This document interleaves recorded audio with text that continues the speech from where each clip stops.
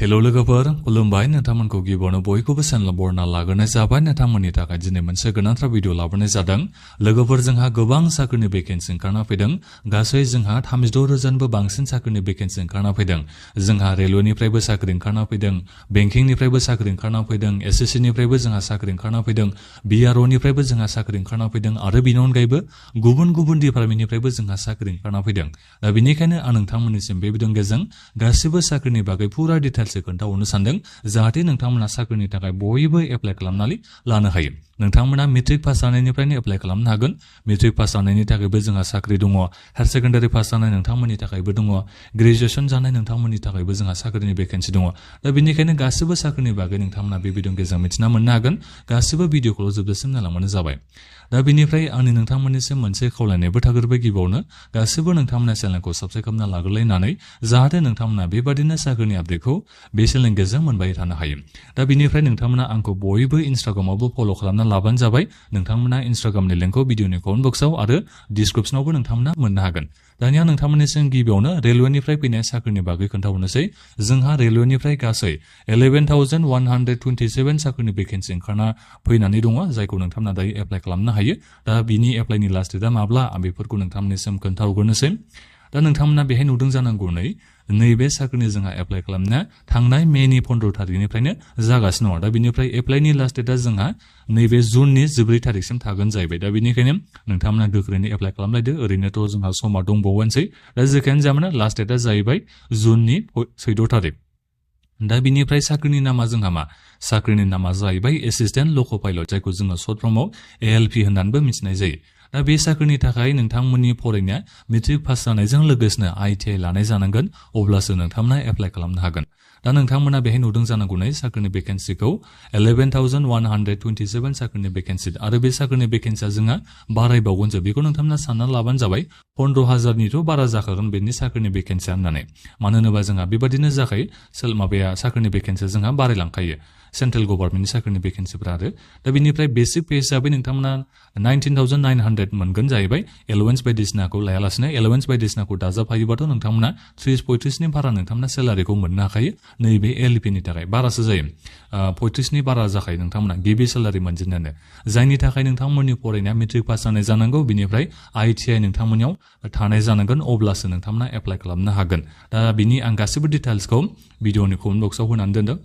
भिडिअनि डिसक्रिप्शनाव होनानै दोनदों नोंथांमोना बयबो नायनानै लाफैबानो जाबाय जेनेबा अनलाइन एप्लाइनि लिंक नैबे एडभार्टाइजमेन्ट साख्रिनि एडभार्टाइजमेन्टखौ आं होनानै दोनजोबदों नोंथांमोना चेक खालामना नायबानो जाबाय दा बिनिफ्राय जोंहा एसएससीनिफ्रायबो साख्रि ओंखारना फैदों एसएससीनिफ्राय जोंहा गासै साख्रिनि भेकेन्सिया दंसाबो 12,256 जोंहा टटेल साख्रिनि भेकेन्सि ओंखारना फैदों दा बिनि थाखाय नोंथांमोननि फरायनाया ग्रेजुएसन जानाय जानांगोन नोंथांमोना डिग्री पास जानाय जानांगोन एनि स्ट्रिमजों जेबो खोथा गैया साइन्सआनो जा आर्ट्सआनो जा कमार्सआनो जा जायखिजाया नोंथांमोना जुदि ग्रेजुएसन पास जाबायबा नोंथांमोना एप्लाइ खालामनो हायो नोंथांमोना साख्रिनि भेकेन्सिखौ नुबाय जानांगौ 12,256 ता दिनैसिमाव साख्रिनि भेकेन्सिया दंथ'यो नाथायबा बेयो बारायखागोन बे साख्रिनि भेकेन्सिया 15,000 नङाबा 20,000नि बिथोराव बे थाखागोन खारन जायखिजाया बे साख्रिनि भेकेन्सिया बारायखागोन जायनि थाखाय नोंथांमोननि फरायनाया ग्रेजुएसन जानाय जानांगौ सेलेक्सन प्रसेसफोरनि बागै नोंथांमोना नायफैबानो जाबाय जोंहा साख्रिनि भेकेन्सिया बुरजायैनो दंथारो आं एप्लाइनि लिंकखौ नोंथांमोननिसिम भिडिअनि डिसक्रिप्शनाव होनानै दोनजोबदों दा जोंहा बे साख्रिनि एप्लाइनि लिंकआ जाहैबाय 22 जुन 2026 माने जुननि 22 थारिखसिम जोंहा थागोन बे साख्रिनि एप्लाइ खालामनाया दायो सोलिगासिनो दङ थांनाय मेनि 21 थारिखनिफ्राय जोंहा एप्लाइ खालामनाया जादों दा जोंहा बेहाय गिबियावनो कम्पिउटार बेस जागोन टायार 1 एग्जाम बिनि उनाव टायार 1 एग्जामाव नोंथांमोना पास जायोबा टायार 2 एग्जामाव नोंथांमोना जनो नांगोन कम्पिउटार बेस बे एग्जाम जायो नोंथांमोना बेखौ बयबो नायनानै लाफैबानो जाबाय एप्लाइनि लिंकफोरखौ आङो भिडिअनि डिसक्रिप्शनाव होनानै दोनदों दा बिनिफ्राय जोंहा बीआरओनिफ्रायबो साख्रि ओंखारना फैदों बर्डार रोड अर्गानाइजेसननिफ्राय दा बिनि गासैबो डिटेल्सखौ नोंथांमोना नायनो थाखाय भिडिअनि डिसक्रिप्शनाव होनाय एडभार्टाइजमेन्टखौ नोंथांमोना डाउनलड खालामनानै नायबानो जाबाय दा जेखियानो माने टटेल साख्रिनि भेकेन्सिया जाहैबाय बीआरओनिफ्राय फैनाया 899 जोंहा टटेल साख्रिनि भेकेन्सि फैदों दा बिनि थाखाय नोंथांमोननि फरायनाया मेट्रिक पास जानायजों लोगोसेनो बेलेग एसे माखासे स्किल सार्टिफिकेट बेबादि बिदों जेरै आईटीआई थानाय बायदिसिना बेबादि बिदों नोंथांमोना बेफोरखौ नायफैबानो जाबाय बैसोफ्रा बेसेबां नांगौ बेफोरनि गासैबो डिटेल्सखौ बे होनानै दोनजोबदों आं बेफोरखौ नोंथांमोननिसिम खोन्थाहरला दा जेखियानो जाया मानो नोंथांमोना नायफैबानो जाबाय आरो एप्लाइखौ नोंथांमोना खालामना लाबानो जाबाय दा बिनिफ्राय जोंहा SBI निफ्रायबो एप्रेन्टाइज जोंहा भेकेन्सि ओंखारना फैदों जायनि जोंहा भेकेन्सिया 7150 जोंहा टटेल साख्रिनि भेकेन्सिया दङ दा बिनि एप्लाइनि लिंकखौबो आं नोंथांमोननिसिम बे भिडिअनि डिसक्रिपसनाव होनानै दोनदों बिनिफ्राय नोंथांमोननि फरायनाया बेसेबां जानांगोन नैबे साख्रिनि थाखाय नोंथांमोना ग्रेजुएसन पास जानाय जानांगोन अब्लानो नोंथांमोना बे साख्रिनि थाखाय एप्लाइ खालामनो हागोन एप्लाइनि लिंकखौ आं नोंथांमोननिसिम बे भिडिअनि डिसक्रिपसनाव होनानै दोनदों होनना बुंगासिनो दंखायो नोंथांमोना चेक खालामना नायबानो जाबाय बिनि एग्जामा रिटेन एग्जाम जागोन अनलाइन जागोन एग्जामा कम्पिउटार बेस एग्जाम जागोन नोंथांमोना बेखौ नायफैबानो जाबाय